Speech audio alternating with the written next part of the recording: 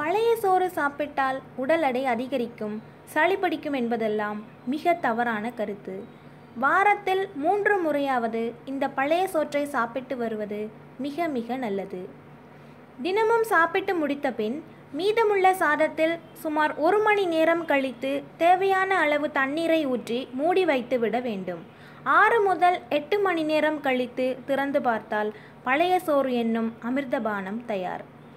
இதில் தேவையான அளவு சாதத்தை ஒரு மண் சட்டியில் எடுத்து அதனுடன் தயிர் கலந்து சின்ன வெங்காயம், வெண்டைக்காய் ஆகியவற்றையும் சிறிது சிறிதாக வெட்டி போட்டு சிறிதளவு உப்பையும் ஒரு பச்சை மிளகாயையும் கலந்து நன்றாக பிசைந்து சாப்பிட்டு வந்தால் எண்ணிலடங்கா நற்பலன்கள் உடலுக்கு கிடைக்கும். பழைய சோறு சாப்பிடுவதால் உடலுக்கு என்னவெல்லாம் நன்மைகள் கிடைக்கின்றன என்று பார்க்கலாம். உடலில் நோய் எதிர்ப்பு சக்தி அதிகரிக்கிறது, வெள்ளை அணுக்கள் அதிகரிக்கிறது, உடல் சோர்வை போக்குகிறது, உடலில் உள்ள அணுச்சிதைவுகளை தடுக்கிறது, உடல் சூட்டை தணிக்கிறது, வயிற்றில் உள்ள பழைய கழிவுகளை விரைந்து வெளியேற்றுகிறது, உற்சாகமான மனநிலையை தருகிறது. வெயில் காலங்களில் மட்டுமல்ல, அனைத்து நாட்களிலும் சாப்பிடுவதற்கேற்ற அருமையான உணவு பழைய சோறு.